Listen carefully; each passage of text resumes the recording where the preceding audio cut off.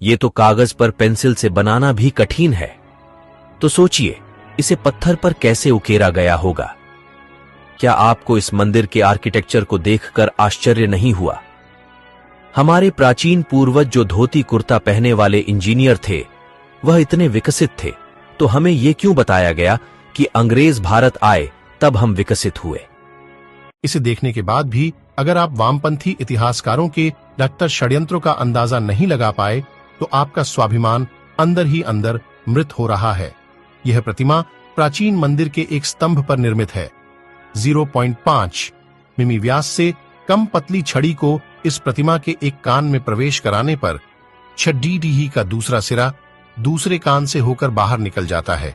क्या आप बता सकते धोती कुर्ता पहनने वाले प्राचीन इंजीनियरों ने यहाँ किस तरह की टेक्नोलॉजी का इस्तेमाल किया होगा?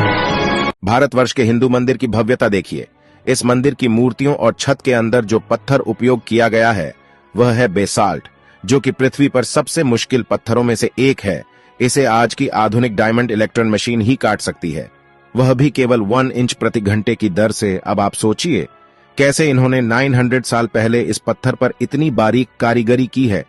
यहाँ पर एक नृत्यांगना की मूर्ति भी है जिसने हाई हील पहनी हुई है। सबसे ज्यादा अगर कुछ आश्चर्यजनक है वह है इस मंदिर की छत। यहाँ पर इतनी बारीक कारीगरी की गई है जिसकी सुंदरता देखते ही बनती है। मंदिर की बाहर की तरफ जो पिलर लगे हुए हैं उन पर कारीगरी देखिए। दूसरा, उनकी चमक और लेवल में कटाई। मंदिर के प्रांगण में एक नंदी भी है जो भी इसी पत्थर से बना हुआ है, और उस पर जो कारीगरी की हुई है वह भी बहुत अद्भुत है। ये जो फोटो आप देख रहे हो आपके स्क्रीन पर 6000 वर्ष पुराना है। दरबंद ई बेलुला चट्टान में मिला, वह भी इराक में। यह फोटो भगवान राम की है।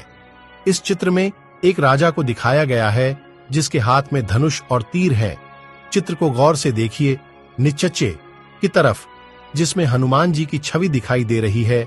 इतिहास में कुछ तो है जो हमसे दूर है। चेन्न केशवा मंदिर कर्नाटक प्रतिमा के हाथ और कंगन को देखिए।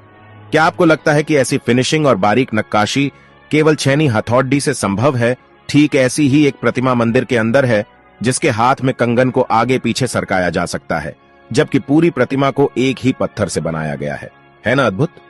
सच तो यह है कि हमारे मंदिर 7 आश्चर्यों की लिस्ट बनाने वालों की तुष्टिकरण की भेंट चढ़ा गया। 1000 साल नहीं, 5000 साल नहीं, 10,000 साल भी नहीं और 20,000 साल भी नहीं।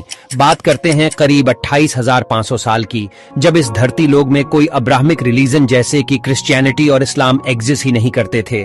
बात हो रही है कल्प विग्रह की।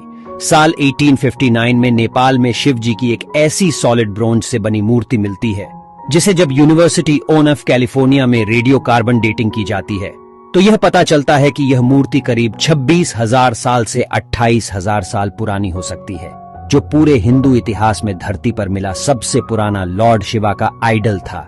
न जाने ऐसे कई पुराने इतिहास भारत से लेकर पूरे दुनिया भर में दबे पड़े होंगे जो समय समय पर मानव को आश्चर्यचकित कर देती हैं। भारत के लोगों ने आखिरकार ये कैसे किया? भारत में है दुनिया का एकलौता ऐसा मंदिर जो सीधा नहीं बल्कि उल्टा बनाया गया है। गुजरात में एक बावरी है जो रानी उदयवती द्वारा 900 साल पहले निर्मित की गई थी। ये 100 रुपए के नोट के पीछे भी बनी हुई है, सरस्वती नदी तट पर स्थित रानी की वास में। इस मंदिर में ज्यादातर भगवान विष्णु की मूर्तियां हैं। इस बावरी को उल्टे मंदिर के रूप में बनाया गया है जो पानी की पवित्रता को उजागर करता है। अगर आप इस मंदिर को देखेंगे तो आपको उलटे लिखे पंक्तियां और 800 से अधिक मूर्तियां के साथ इस मंदिर में सारे सीढ़ियां नीचे की ओर जाते हैं। 1890 में आर्कियोलॉजिकल सर्वे ऑफ इंडिया के द्वारा इसे खोजा गया और इसे पूरा बाहर लाने में लगभग 30 साल का समय लगा। अद्भुत कैसे? इतना घर्षण रहित तो बेयरिंग लगाने पर भी न चल सकेगा। भारत के मंदिरों की अद्भुत अविश्वनीय कुशल शिल्पकारी एक ही पत्थर को काटकर नक्काशी तक तो ठीक थी, पर पत्थर के अंदर इतनी घर्षण कैसे? मेरे पास शब्द नहीं है, आप ही कुछ बताइए कमेंट्स पर। बस हम और आप कल्पना कर सकते हैं, आधुनिक मशीन भी नहीं कर पाएगी।